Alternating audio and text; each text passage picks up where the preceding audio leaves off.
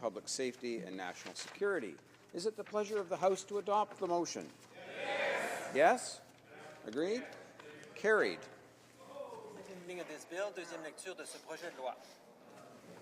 Accordingly, the bill stands referred to the Standing Committee on Public Safety and National Security. Statements by members. Déclaration de député. L'honorable député de... The Honourable Member for Saint-Léonard Saint-Michel. Well, thank you very much, Mr. Speaker. On November 2nd last, there were school board elections across the province, and I'm very much aware of the impact that those elections have on the future of our children. This is a main role. It's very important in the communities and must be acknowledged. Words in 2 languages, and I'd like to thank all the candidates who put their names forward. Election night saw familiar faces return, new faces emerge, and even saw one tie proving once and for all that every vote counts. I want to thank all of the commissioners for their dedication and to congratulate the members of the school board, including Patricia Latanzio, among others, who served. Ainsi que Vincenzo Galati. From the Pointe de l'Île School Board, I'd offer my best wishes to Chantal, who were elected the head of all of those school boards. Mr. Speaker, 1 week ago today, I was on a flight home from Moldova after having the honour of serving as an OSC observer for the parliamentary elections. Moldova became an independent state in 1991 in the aftermath of a Soviet attempt at a coup d'etat. Many Moldovans fear Putin's renewed imperialism. With their proximity to Ukraine, their fears are both real and top of mind. With a democracy less than 2 decades old and as the poorest country in Europe, Moldova is especially vulnerable to Russian efforts to destabilize their country. The longer a democracy exists, the stronger its roots become. I was especially pleased when this House unanimously supported Moldova's path toward European integration. The professional, efficient, fair and free elections I observed demonstrated that our trust was well placed. The election's winners favor continued democracy and closer ties to the European Union. I know this House joins me in wishing them well on their path to continuing freedom and increasing prosperity. Thank you. Member for St. John's South Mount Pearl. Mr. Speaker, Oscar-winning actor Russell Crowe had a short stopover in Gander, Newfoundland this past weekend. Between the jigs and the reels, the laughs and the digs with the likes of the 2 Allens, HoC and Doyle, Russell Crowe let it be known to the Twitterverse what he thinks of my province. Quote, I love Newfoundland. I thought about that quote over the weekend, Mr. Speaker, and I have a question. Why doesn't this Conservative government love Newfoundland and Labrador?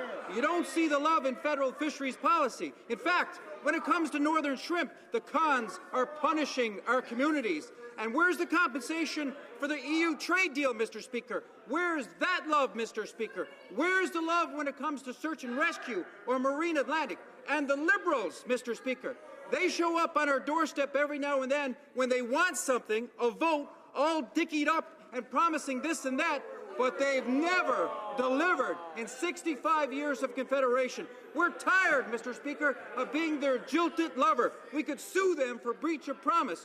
Where's the love, Mr. Speaker? Where's the love? Right here. The honourable member for Yorkton Melville. Mr. Speaker, parliamentarians increasingly speak of Canada and include the caveat from coast to coast to coast. That was not always the case. Prior to the 1950s, Canadians knew very little about our Arctic coastlines. What we did know was derived from sketch maps and journals created by explorers. Today I have the pleasure to introduce a book which details how we as a nation finally came to understand fully the significance of Canada's Arctic. The book is titled 408 Squadron, The Rockcliffe Years. The RCAF's 408 Squadron flew Lancaster aircraft over the Arctic during the Cold War, performing many tasks, including precise aerial photography from which accurate maps were created and conducting reconnaissance missions. Conditions were often dangerous and demanding, but this motivated crew knew the importance of their work to the security and development of our country. Congratulations to the group of 9 octogenarians who put this book together. It serves to tell Canadians a story which up to now had simply not been heard. Thank you. The honourable member for Scarborough Agincourt. Mr. Speaker, on November 22nd, Canada lost more than a scholar and a gentleman. Professor Chelva Ganaganikam was a well-known academic, respected by his peers, a professor admired by his students, a philosopher, a guide to many, and a shining beacon in the world of Tamil poetry. This proud Tamil Canadian was appointed a professor of English at the University of Toronto in 2002. There, he was instrumental in establishing the Asian Institute and the annual Tamil Studies Conference. He also served as a director of the Center for South Asian Studies. The academic world acknowledged him as a leading scholar and critic of post-colonial literature. The literary world recognized him as an important translator of contemporary and classical Tamil poetry. Professor Chelva passed away on the day that he was inducted into the Royal Society of Canada for his extraordinary contributions. He was just 62. I wish to extend my condolences to the family and the friends of Professor Chelva during this difficult time. The honourable member for West Vancouver, Sunshine Coast, Sea to Sky Country. Mr. Speaker, we take care of our own. So runs the words of a song by Bruce Springsteen. I can think of no better theme for a great mayor of Bowen Island in the riding I represent, Jack Adelar. Sadly, Jack passed away October 22nd this year after a 2-year battle with cancer. He was known for his passion for taking care of others as lawyer, husband, father, and mayor. His wife of 45 years, Marion, was his stalwart companion.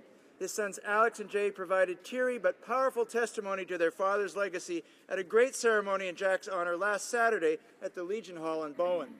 Jack demonstrated the ability to instill civic pride in his community and to respect the various disparate voices. Never in our many conversations did I once hear him utter disparaging words, even about people who disagreed with him. Jack's passion to advocate for his people and his great ability to communicate brought progress to Bowen on many fronts. We're sad you're gone, Jack, but proud of what you've done to model how we in public life should give our all to take care of our own. Honourable member for Esquimalt-Wanda-Fuca. Thank you very much, Mr. Speaker.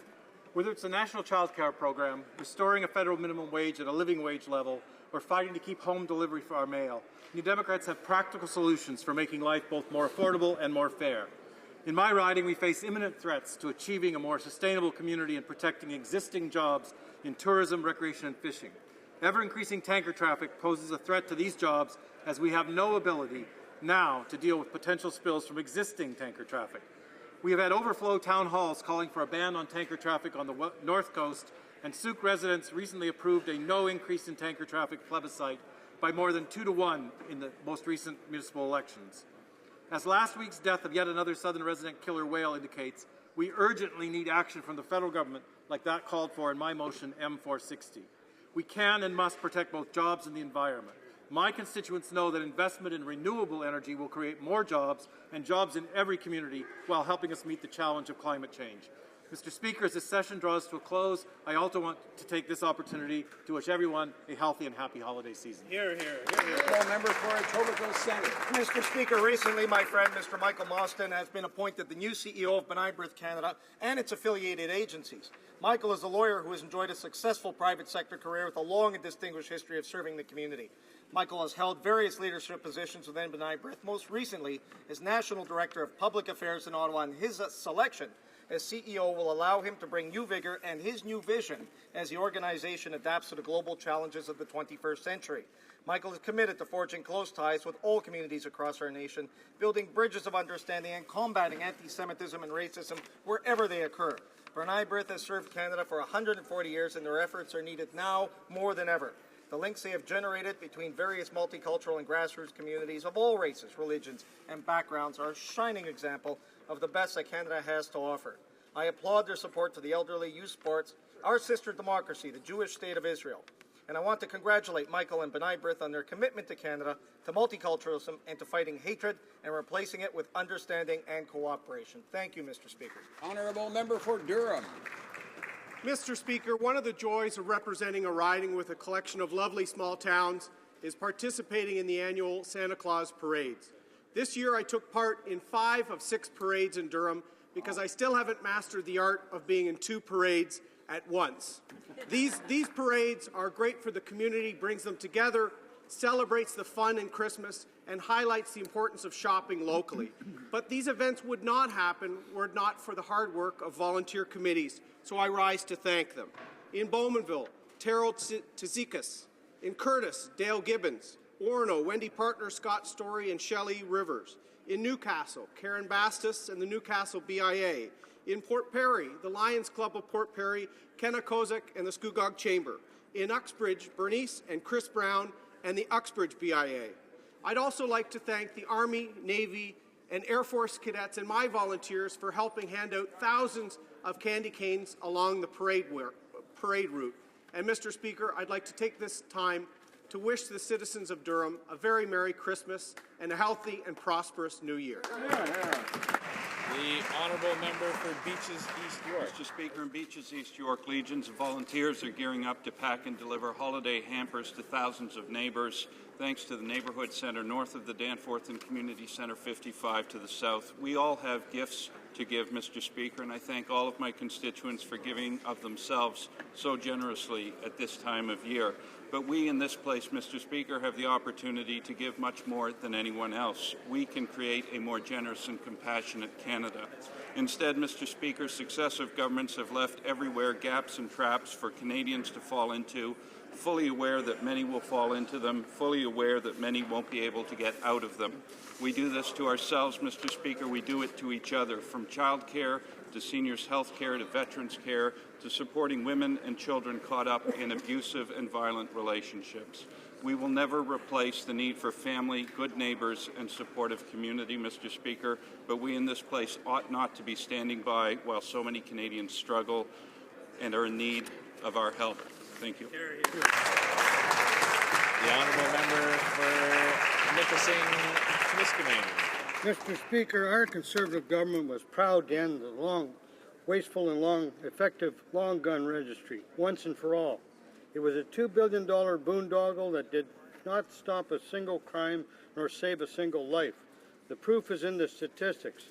In 2013, the first full year at the end of the registry, the gun crime is down across the country.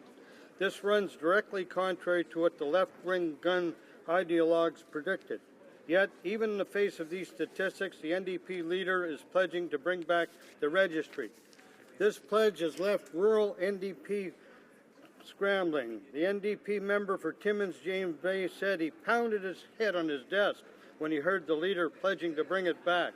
NDP MPs in Sudbury, Nickel Thunder Bay, and Western Arctic need to decide whether to stand up for their constituency or obey their out-of-the-touch leader. Canadians know there's only one party that always stands up for law. The honourable member for Honoré-Mercier. Thank you, Mr. Speaker. Friday, December 5th, we underscored the International Day of Volunteers. And we went to a community centre in order to share the joy of their involvement. On Saturday, December 6th, during the celebration of Panier de Noël, these men and women came to work together to contribute with all the volunteers. I met a couple that came and provided bags of food for the needy. And at the center, they committed to becoming volunteers themselves. Mr. Speaker, volunteership is important. It's a donation of time and energy. It's an important part of society and provides warmth, friendly support, and expresses generosity at the same time. It's an opportunity to make a difference, to help people and our communities. We also need to point out that volunteer work is an important part of our society. If we were to put a figure on volunteer work, the honourable member for Kildonan, St. Paul. Mr. Speaker, prostitution hurts Canadian communities and the most vulnerable Canadians. Activities around prostitution are illegal because they are harmful for women and for society. They are not harmful because they're illegal because they're harmful. With this in mind, and in order to meet the Supreme Court's deadline, our government moved expeditiously in passing the Protection of Communities and Exploitation Persons Act. Following its introduction and study, law enforcement agencies, communities, and women's groups have welcomed our approach. With new funding, we are also offering those who find themselves in this inherently dangerous activity an exit strategy and hope for a new life. We will continue to criminalize the activities of pimps and johns. The legalization of their activities is unacceptable to Canadians and unacceptable to our government. For that reason, it is deeply disappointing that Kathleen Wynne and the leader of the Liberal Party appear to disagree with Canadians and support the legalization of prostitution. Member for Westmount Ville Marie. Mr. Speaker, I rise to draw attention to the services for our homeless that will soon be withdrawn if promised federal funding is not soon released to approved projects.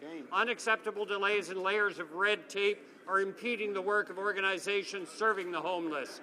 Les besoins sont énormes. The needs are tremendous. The list for social housing has more than 20,000 households on it.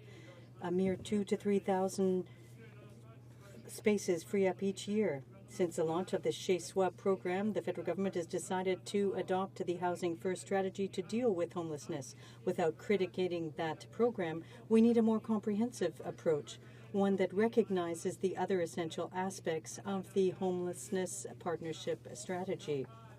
Disproportionate emphasis on Housing First jeopardizes the services that are already in place for preventing homelessness. Mr. Speaker, we need an approach that is more balanced and less bureaucratic to help our homeless. And time is of the essence. Member for St. Catharines. Mr. Speaker, Canadians know that they can count on our government to stand up for the middle class. Even Secretary of Labour in the U.S., Thomas Perez, stated Canada's middle class is the one other countries must aspire to. By giving an average of $1,100 in new money to every Canadian family with children, our government is doing just that. The new family tax cut gives the majority of benefits to low and middle income families. A single mother with 2 kids earning $30,000 would benefit by almost $1,500 per year. We want families like the Mays and the Leslies in my riding of St. Catharines to be more prosperous and spend their hard-earned money as they see fit. Our plan, Mr. Speaker, helps 100% of families with children. Meanwhile, the NDP plan will only help 10%. Mr. Speaker, our government is on track to balance Canada's budget, and now we're helping Canadian families balance theirs. The Honourable Member for Quebec. Mr. Speaker, who would have thought there would be so many reasons why the Minister of Veterans Affairs should resign? He closed service centres. The Auditor General criticized his mediocre performance on veterans' mental health. The minister saved $1.1 billion at the expense of veterans and gave bonuses to executives in his department. He even fled the country in all of his responsibilities during a crisis. Now we learn that the Conservatives tried to mislead veterans by telling them that all they cut was bureaucracy and didn't affect services to veterans. But in reality, of the 900 positions eliminated since 2009, a third of them were in the service dealing with pension and benefits, without counting the 372 eliminated in health and rehabilitation. In addition to abandoning veterans, now the minister is hiding the truth from Canadians. Shame, Mr. Speaker. Our veterans deserve better. The Honourable Member for Newmarket Aurora. Mr. Speaker, thanks to the new initiatives recently announced by our Prime Minister, every single family with children under 18 will benefit from our government's new measures to assist Canadian families. Our family tax cut will benefit every family with kids by an average of $1,100 per year. Soon, families in my riding of Newmarket Aurora will receive just under $2,000 annually per child under the age of 6. When you add it up, a family with 5 children will receive nearly $60,000 by the time their children turn 6 years old. But the Liberal leader ensured that he will take that money away from families and put it into administration, including the creation of new tax hikes. Mr. Speaker, we will never let that happen. Our government will continue to make life affordable for hardworking Canadians. Oral questions, questions orales. The Honourable Member for Halifax.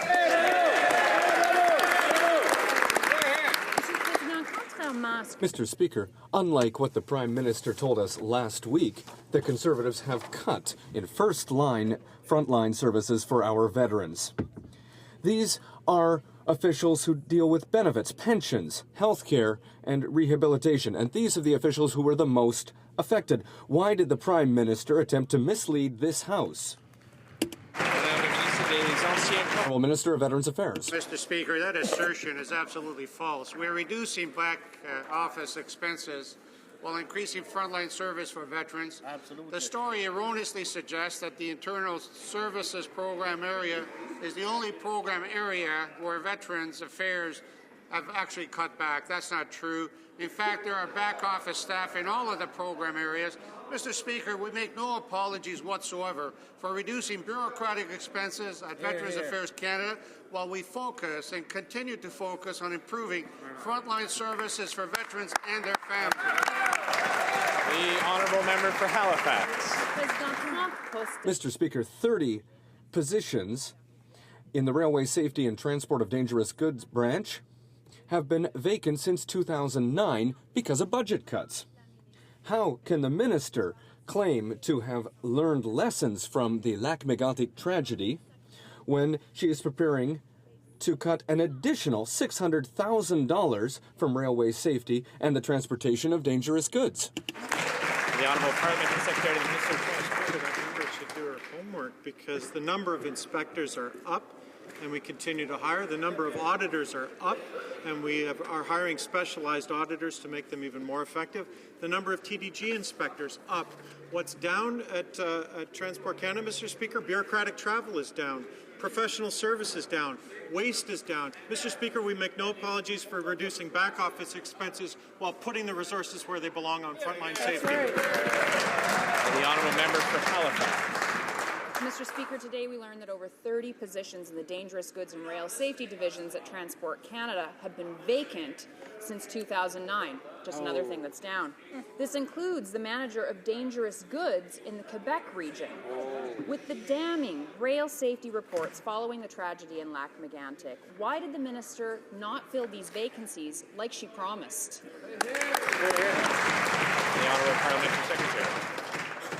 Mr. Speaker, allow me to share the answer that she disregarded the last time. The number of inspectors for rail safety are up and we continue to hire.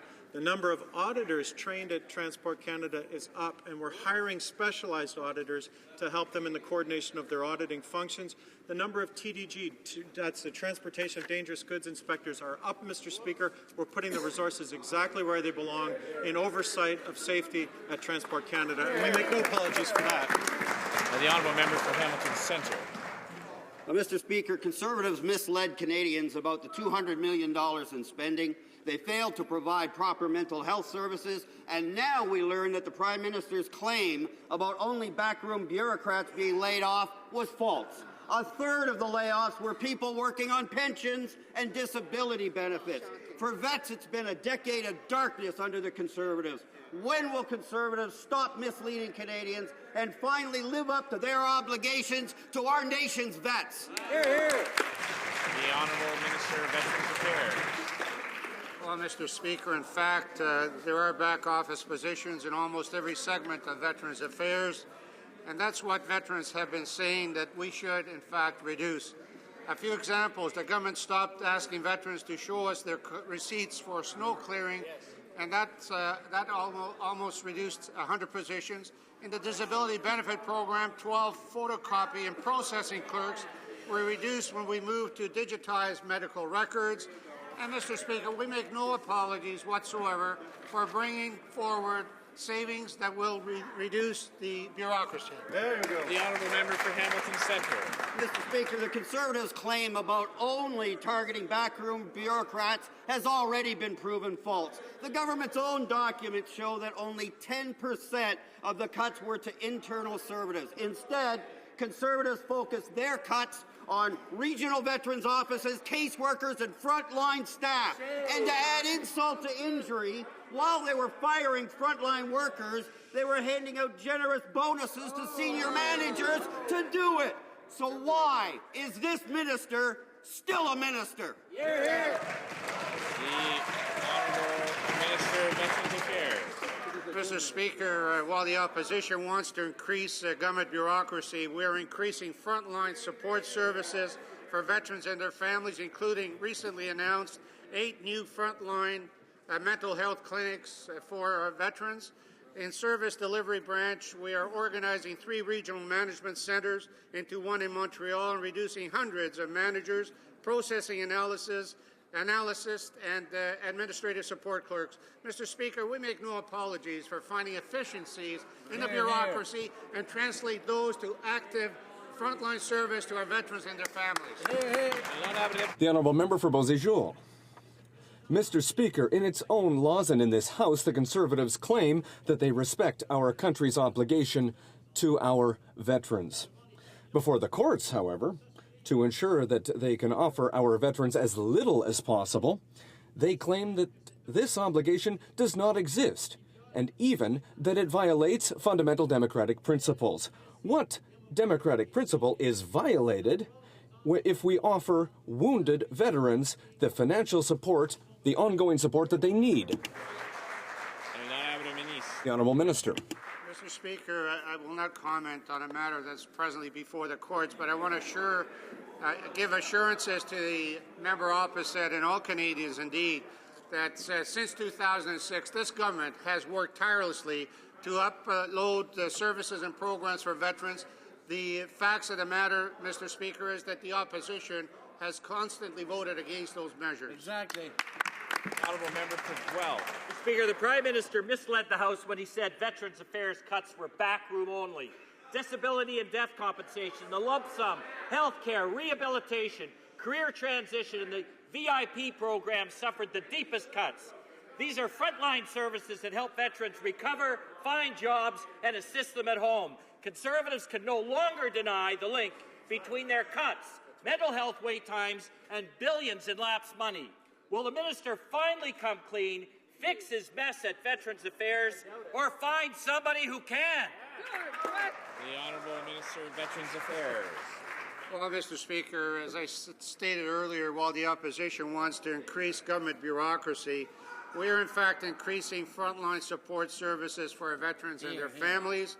And in fact, in the treatment benefit program, 30 positions were reduced when we streamlined health-related travel claims.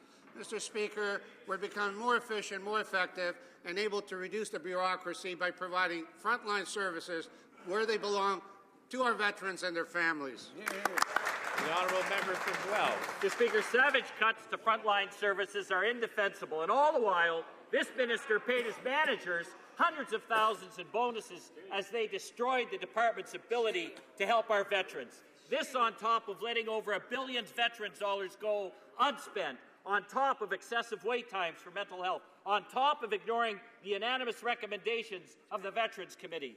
There was once a minister willing to stand up to the Prime Minister, but unfortunately Jim Flaherty is gone now. When will the Minister of Veterans Affairs stop the Prime Minister from making these callous cuts and misleading veterans and Canadians? The Honourable Minister of Veterans Affairs. Well, Mr. Speaker, it's pretty hard to dignify that comment.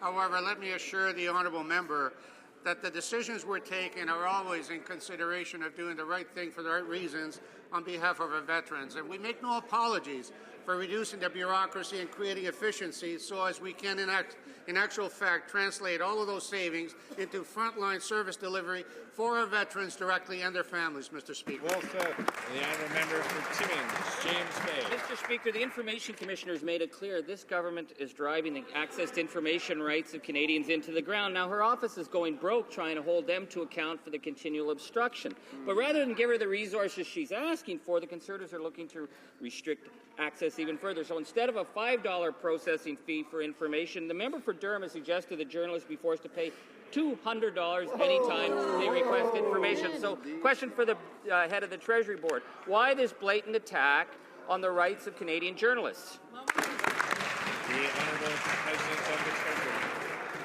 Rights of Canadian journalists. Mr. Speaker, the Access to Information Act is for all Canadians, not just for journalists. I want to assure Canadians of that fact. And indeed, the Access to Information Act has been a success. There have been 54,000 access to information requests have been completed last year. That's a 27% increase over the previous year, Mr. Speaker. 6 million pages have been dispensed to applicants, Mr. Speaker. We are an open and transparent government, and we will continue to be that. The honourable member for Terrebonne-Blainville. On one hand, the Conservatives like to crow about their open government policy, but on the other, they want to restrict access to information and take more money out of Canadians' pockets. Instead of increasing fees for journalists to $200 per request, as the Conservatives are suggesting, the Information Commissioner says that ATIP fees should simply be eliminated. If the Conservatives are serious about their open government policy, well, why not start? Why are they restricting access to information? The Honourable President of the Treasury Board. As I've already said, Mr. Speaker, this government has treated a record number of access to information requests. It has made public a record number of documents, and it has improved processing times. It has processed 54,000 ATIP requests, an increase of 27%, Mr. Speaker. That's more than 10,000 additional requests and over 6 million pages. That's an increase of 2 million. The honourable member for Pontiac. In his first report to Parliament, Kevin Page's successor criticizes the lack of transparency from the Conservatives when it comes to cuts to federal programs. The government has only responded to 55% of the PBO's information requests. The PBO is also calling for more power and resources so that he can correctly inform Canadians. Why are the Conservatives not cooperating with the Parliamentary Budget Officer? What are they trying to hide? The Honourable President of the Treasury Board. Honourable member, as I would any honourable members in this House, to the fact that we have been publishing online all of the information of the public accounts, all the supplementary estimates, all of the main estimates are available online. They can be cross-referenced for the first time, Mr. Speaker. You can compare department by department. You can compare year to year. You can compare program to program. All of this is unprecedented, Mr. Speaker, speaking to the open and transparent government that we have. The honourable member for Dartmouth, Cole Harbour. Mr. Speaker, veterans aren't the only Canadians to be treated callously by the Conservatives. Listen to this one. Since 2002, the government has been unfairly denying sickness benefits to new mums. And now, despite umpire rulings, 2 of them, ordering them to pay these benefits, the Conservatives are now in court fighting to deny women on maternity leave benefits. Women who are already dealing with serious illnesses and financial stress. Why won't this government stop doing this and start doing the right thing? The Honourable Minister of Employment. Unfortunately, Mr. Speaker, the honourable member is mistaken about the nature of the case. Obviously, I can't comment on details of a matter that is sub judice. Having said that, the case does not deal with maternity benefits. He's confusing maternity and parental benefits. They're 2 completely different benefits that are given for completely different reasons. I would happily offer the member a technical briefing but he's so self-righteous. To explain the difference. Must Mr. be Speaker, right. we sympathize obviously with any parent who finds themselves part of these situations, and that is why we passed legislation allowing parents to qualify for sickness benefits if they fall ill or are injured while receiving EI parental benefits. The honourable member for Newton North Delta. The government can't pony up the cash to pay sick mums their benefits, but it had more than enough money to pay Social Security Tribunal members to sit around and do nothing. For the first year of its existence, some tribunal members were paid $100,000 a year without doing any casework. The backlog is ballooning, and seniors and Canadians with serious illnesses and disabilities have been waiting for years without an income. How can this minister justify such a terrible track record? The Honourable Minister of Employment. Well, in point of fact, Mr. Speaker, when people are appointed to a quasi-judicial body such as the Social Security Tribunal, they must, of course, undergo a comprehensive training program to be aware of the complex legal issues with which they will deal.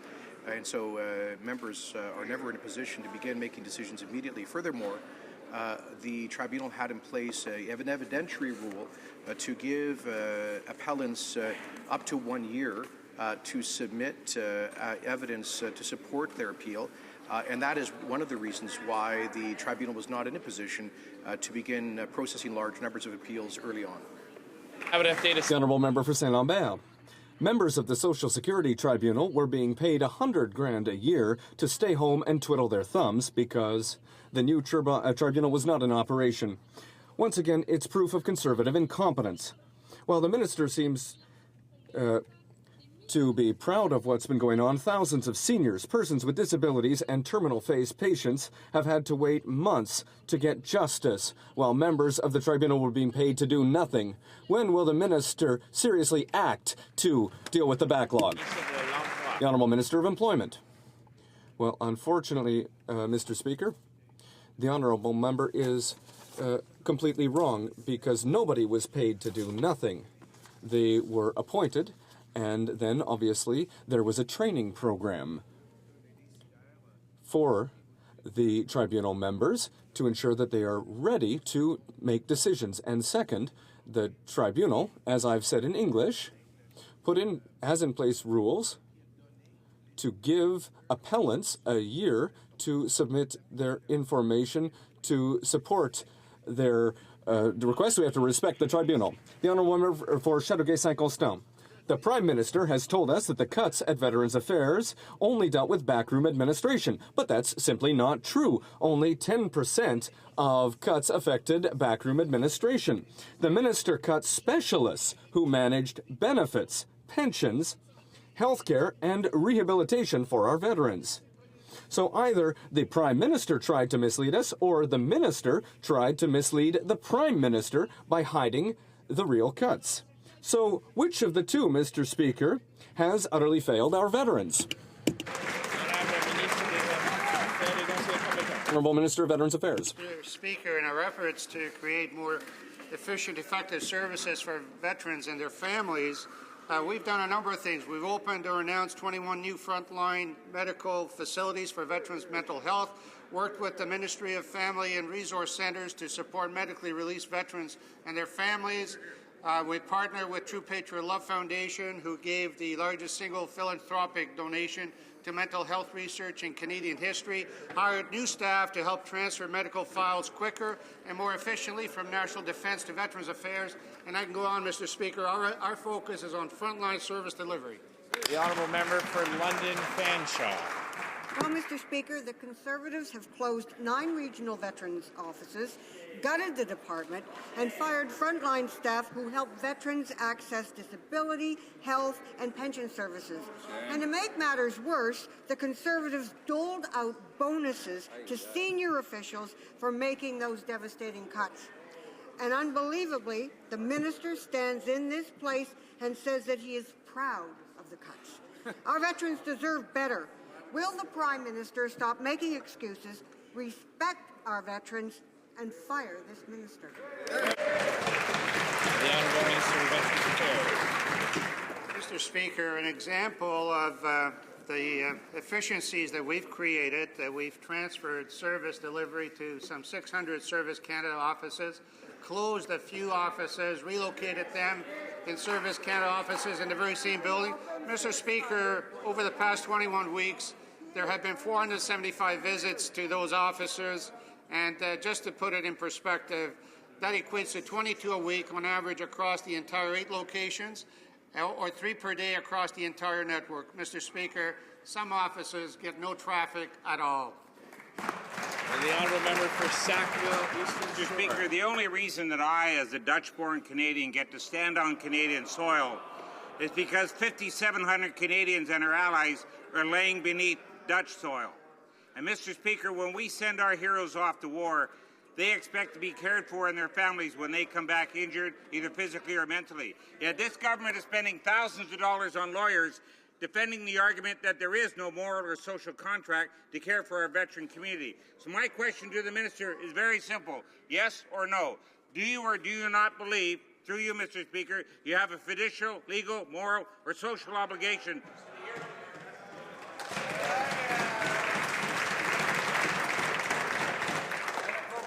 I did mention last week that just because a member says through you, Mr. Speaker, they continue to use the second person, it's still inappropriate.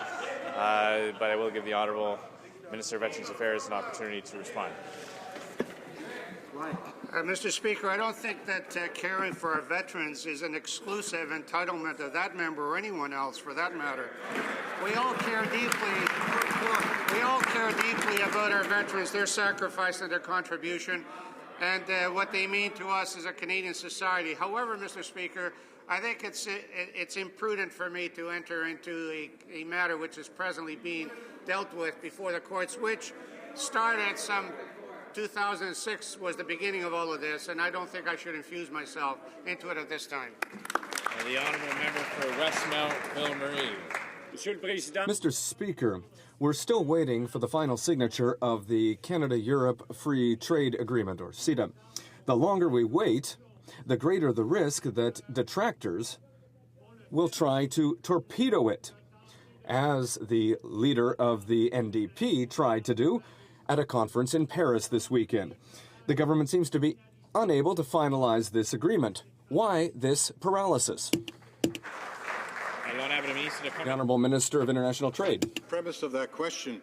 But it is really sad that the leader of the NDP is in France, or was in France, undermining our job-creating trade agreement with Europe.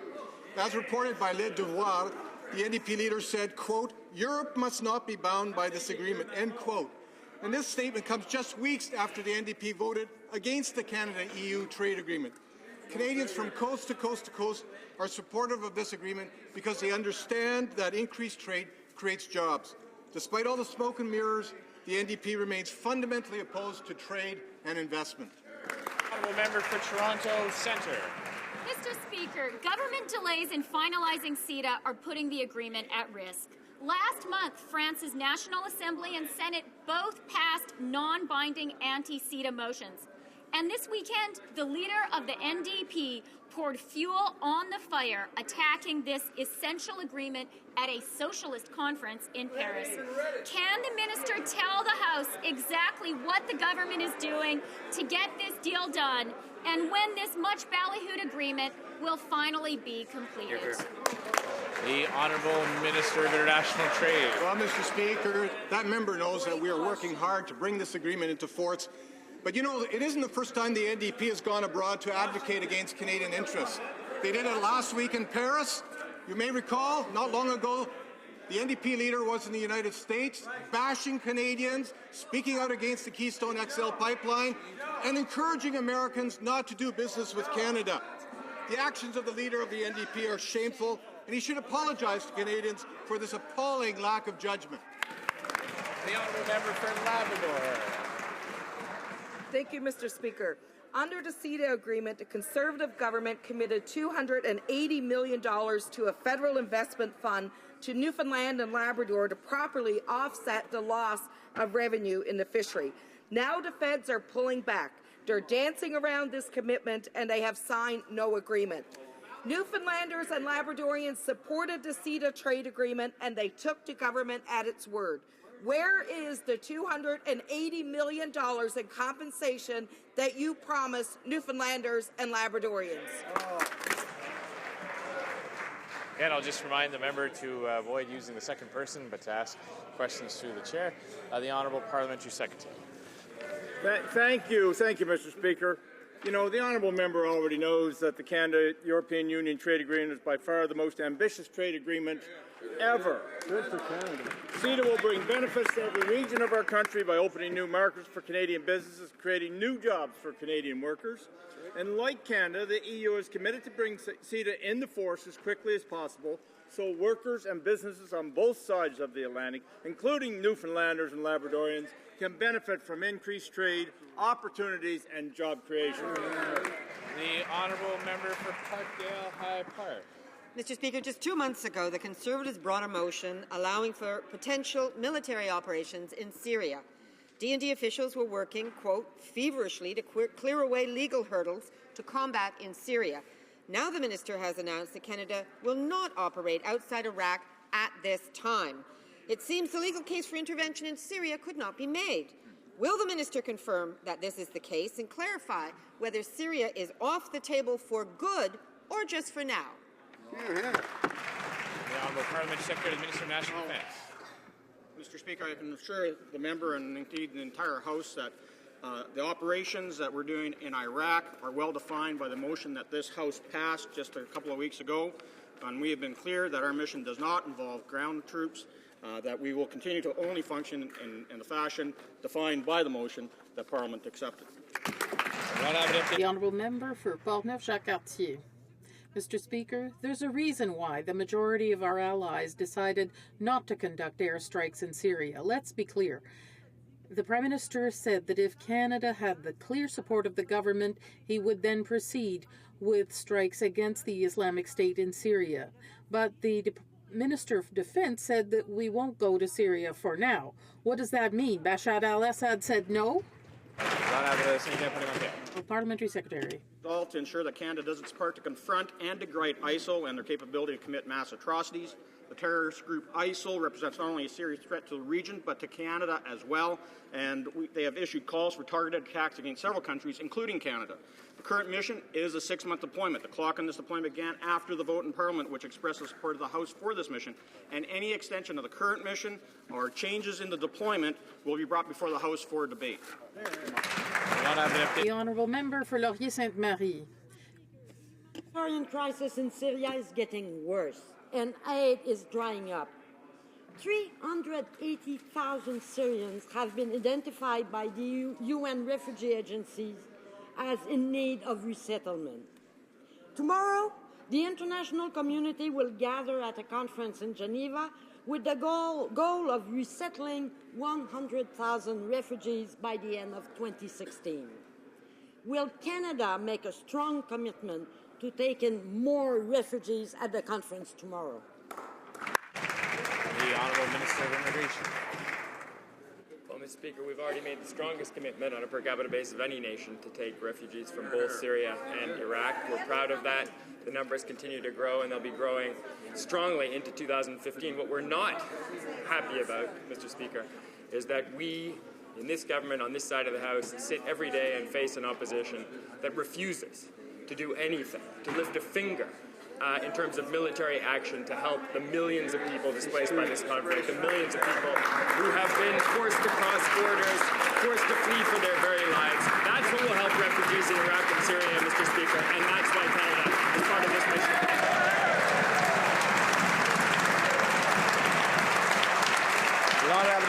The Honourable Member for Laurier-Sainte-Marie. The little commitments that have been made, the Secretary General of Amnesty International is wondering why only 163 of the 2,343 private refugee sponsorship files have been processed to date. He can't get an answer because he cannot manage to speak to the minister about the crisis. What is the government doing to speed up the processing of Syrian refugee claims? Honourable Minister. Mr. Speaker, we're wondering why Amnesty International and the opposition is not congratulating us about the 22,000 refugees settled in Canada since this crisis in Syria and Iraq. The opposition always has trouble mentioning the word Iraq. There are more refugees who have fled Iraq in the last few years than there have been from neighboring countries such as Syria. Many have been displaced within Iraq. So we're wondering why the NDP and the Liberals don't want to do anything militarily. Calgary Northeast. Mr. Speaker, Canadians are extremely concerned about the threat posed by terrorism. That's right. Yesterday, the radical terrorist organization known as the Islamic State issued a propaganda video, including a Canadian who has traveled overseas to engage in terrorist activities. Shame. This individual commanded all Muslims in Canada to either pack their bags and travel to Islamic State or to follow the example of the terrorists who attacked Canada in late October. Could the Minister of Public Safety please update this House on what our Conservative government is doing to protect Canadians? Good question. The Honourable Minister of Public Safety. Thank you, Mr. Speaker, the member from Calgary Northeast, for this important question. As you know, Mr. Speaker, terrorism is a real threat and Canadians must remain vigilant. C'est la raison pour laquelle... This is why we, in this country have joined a coalition to combat terrorism and push it back, and we remain firmly resolved to make sure that entire populations can live in safety, and we will continue to implement measures here in this country. We will bring forth new legislation to make sure that we can protect Canadians. Honourable Member for Alfred Pellan. The government has learned nothing from the Ashley Smith tragedy. Other deaths could have been avoided. Edward Christopher Snowshoe, 24, also struggled with mental health issues and took his own life after 162 days in solitary confinement, consecutive days, almost 6 months in isolation. What is the minister going to do to provide better care in our prisons and prevent other such tragedies? Mr. Speaker, we're impatient to find out the recommendations of correctional services following the report on the tragedy that took place with this young woman. As you know, we've already put many measures in place to address mental health issues in our penitentiaries, but we also have to make sure that dangerous individuals remain behind bars, and we feel that people with mental health issues should not be in penitentiaries but in psychiatric hospitals, and that's why we're working with provincial authorities to achieve that. Mr. Speaker, let's try this again. Edward Snowshoe needed treatment for depression. Instead, he was left in solitary confinement for 162 days, and then he finally took his own life. The correctional investigator has repeatedly warned of the danger of overuse of solitary confinement. So I don't know what recommendations the minister is waiting for. Instead of making sure that people get the treatment they need, conservative ideology leaves them stuck in solitary confinement. How many more incidents like this do we have to have before the Conservatives finally listen to the correctional investigator and put an end to this practice? Hear, hear, hear, hear. The Honourable Minister of Public Safety. Let me remind the member, Mr. Speaker, that our procedures are fully aligned with the Western countries' modern practices, and we fully trust our correctional service officer to do the appropriate thing. This being said, Mr. Speaker, our Conservative government believes that convicted criminals belong behind bars, which is why we are taking strong action to keep our streets and communities safe, Mr. Speaker.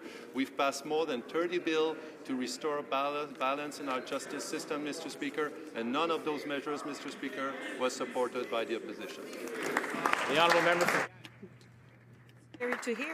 Conservatives introduced a new law to ban protests that has obvious constitutional problems. It defines critical infrastructure as being just about anything. In this country, people have a right to lawful protest and assembly. Legal experts are already raising concerns about the constitutionality of Bill 639. How many blatantly unconstitutional laws are Conservatives going to bring forward before they realize the Constitution should be respected? Hear, hear. The Honourable Minister of Justice. Mr. Speaker, I assure the honourable member that in every case, legislation that is brought before this House is examined by the Department of Justice specifically for the purpose of determining its constitutionality. In a case such as this, we have taken the opportunity to do so.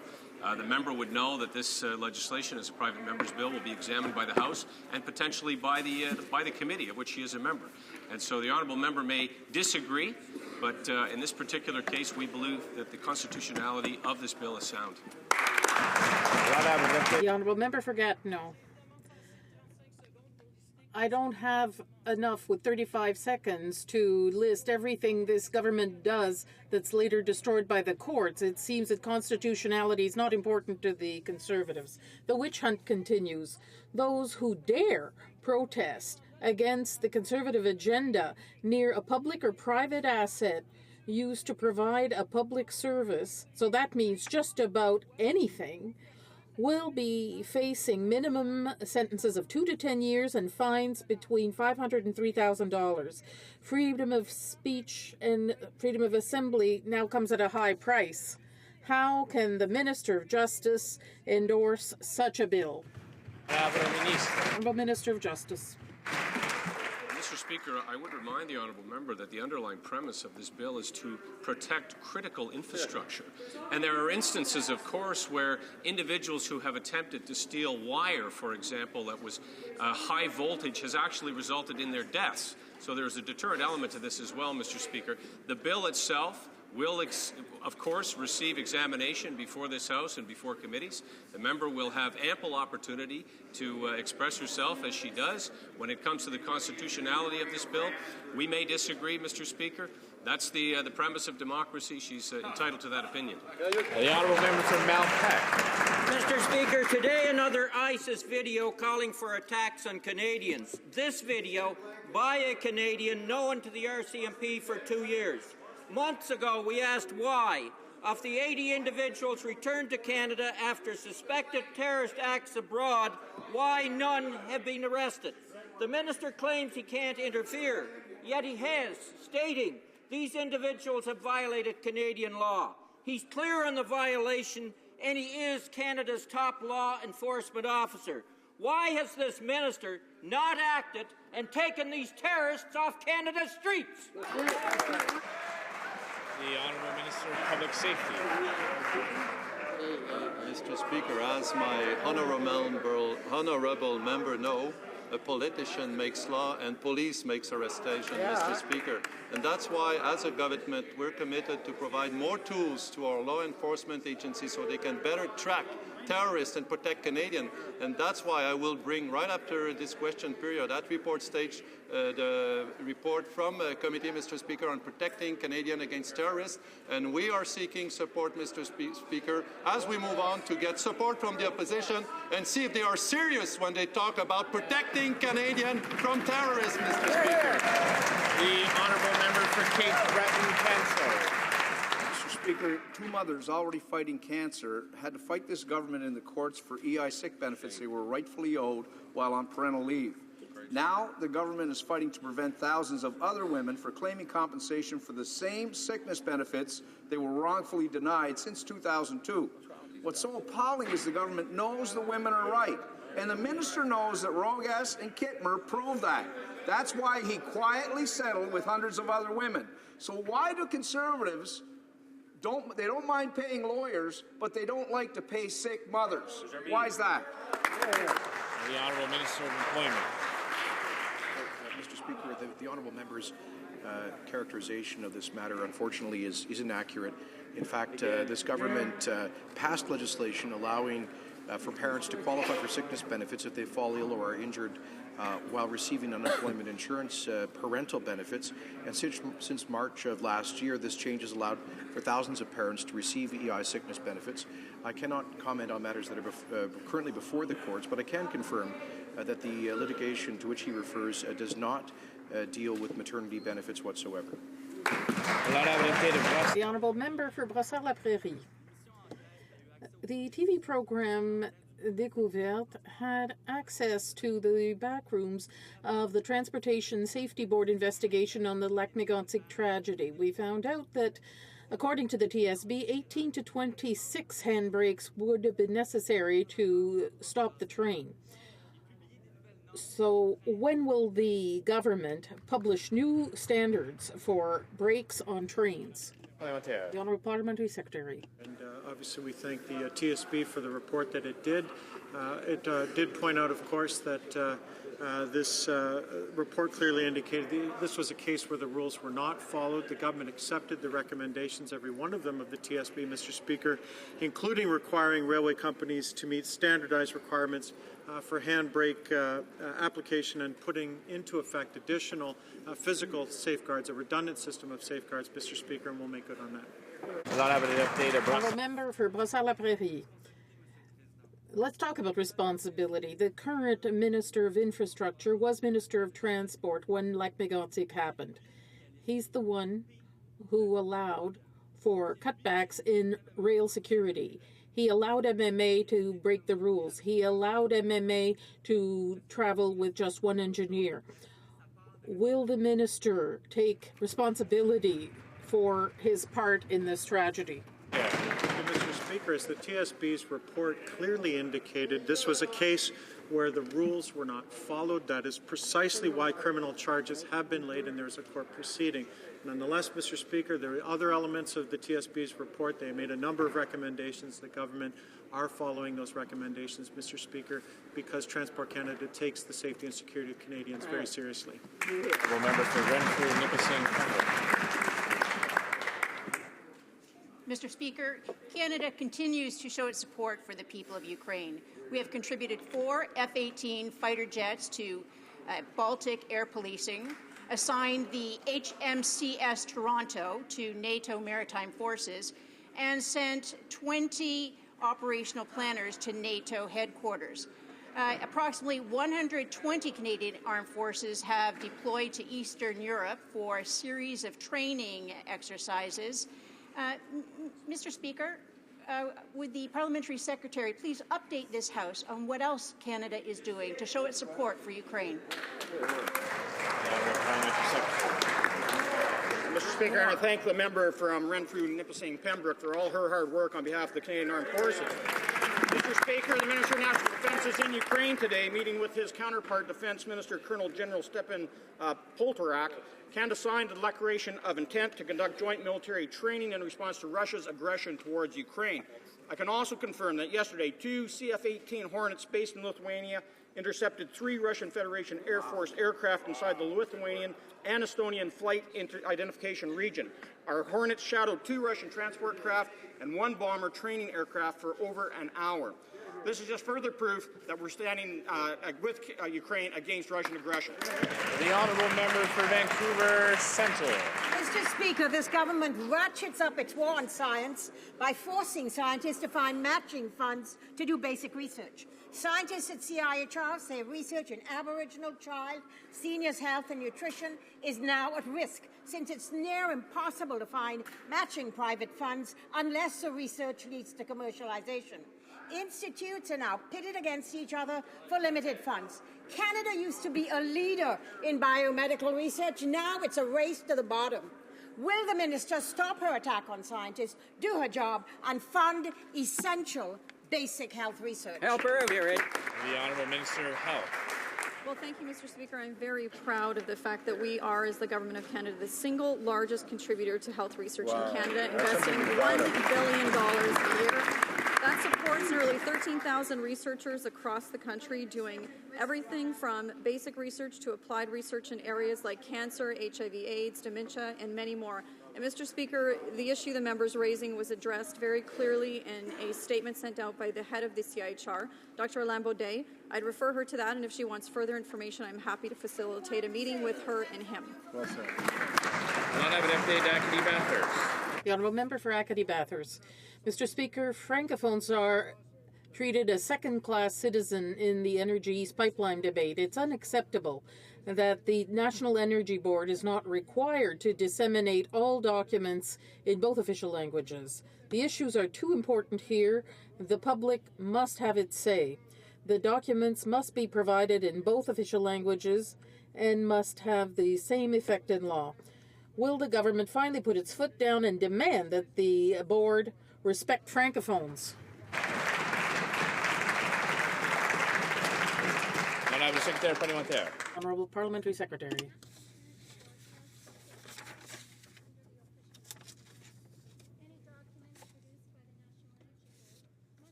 The Honourable Member for Don Valley West.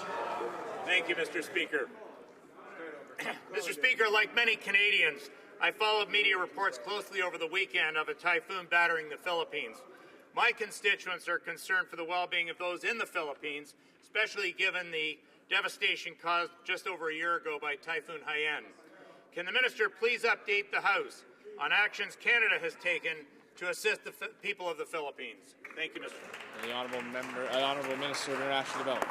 Thank you, Mr. Speaker. I thank the member from Don Valley West for his great question, and I must say, Mr. Speaker, that our thoughts and prayers are with the affected people and their families. We've dispatched, Mr. Speaker, an advance team to the region, and we have our emergency stockpiles on standby. We've reached out to the government of Philippines and offered support if needed. We have reached out to several humanitarian partners already on the ground to gather information, and are funding Global Medic to assist with providing safe drinking water. So we have in place important emergency response tools, such as the Emergency Disaster Assistance Fund, in correlation with the Red Cross movement. So, Mr. Speaker, we stand ready to help if needed. The Honourable Member for Surrey North. Mr. Speaker, this weekend it was confirmed that a fifth farm in the Fraser Valley has been infected by the highly pathogenic H5N2 strain of avian flu. This outbreak has the potential to devastate Canadian poultry farmers, but years of neglect by this government, the Conservative budget cuts have reduced the Canadian Food Inspection Agency to a skeleton staff, Mr. Speaker. They've lost 300 employees. 54 positions in the animal health have been left unfilled. My question, Mr. Speaker, through you, is what is the government's containment plan? The Honourable Prime Minister Secretary. Thank you very much, Mr. Speaker. The safety and security of Canada's food supply continues to be the Canadian Food Inspection Agency's top priority. Testing has confirmed H5 avian influenza. The CFA is working closely with the province, industry, and producers to immediately place the farms under quarantine and to follow the proper international protocol to control avian influenza. And the CFA will continue to keep the public informed of developments. Thank you, Mr. Speaker.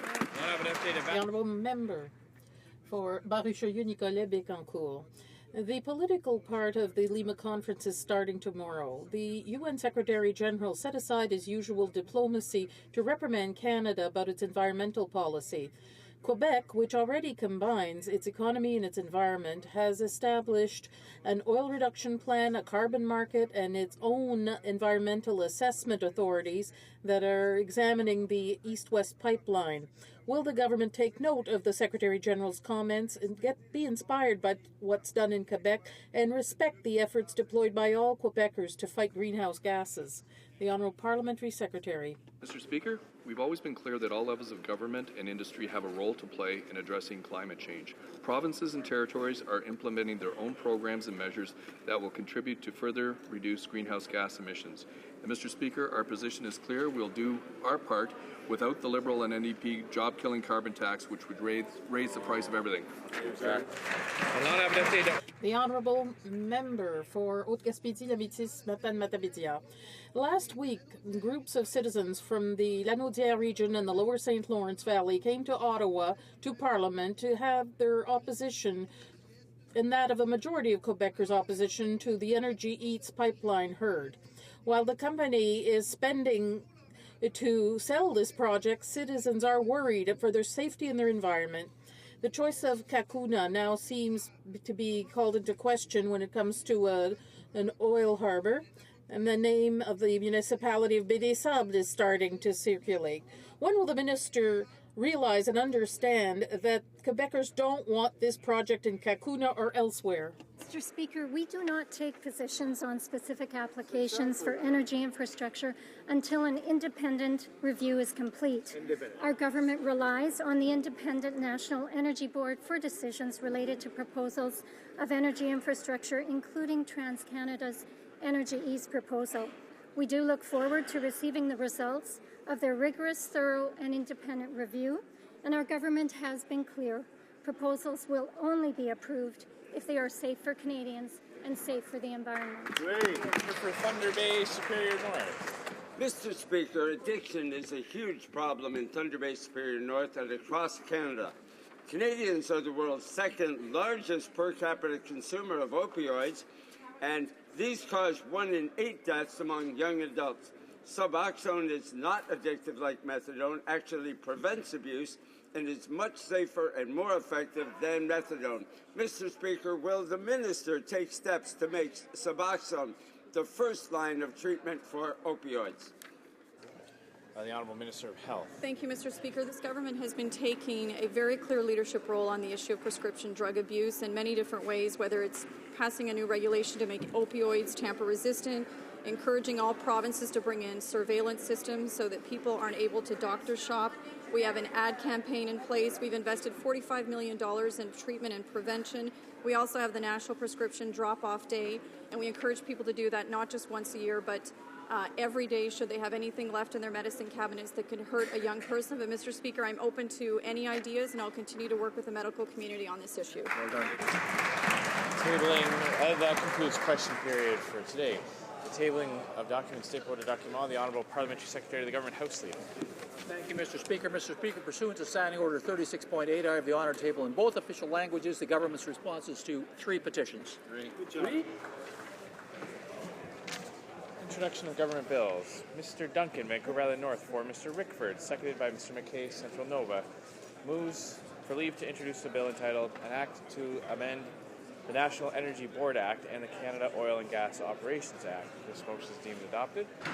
Mr. Duncan, for Mr. Rickford, seconded by Mr. McKay, Central Nova, moves that the bill be now read a first time and be printed. This motion is deemed adopted. Première lecture de ce projet de loi, first reading of this bill. When shall the bill be read a second time? At the next sitting of the House. Monsieur McKay, Nova Centre. Mr. McKay, Central Nova, seconded by Mr. Duncan, Vancouver Island North, seeks leave to table an act to correct certain anomalies, inconsistencies, and errors, and to deal with other matters of a non-controversial and uncomplicated nature.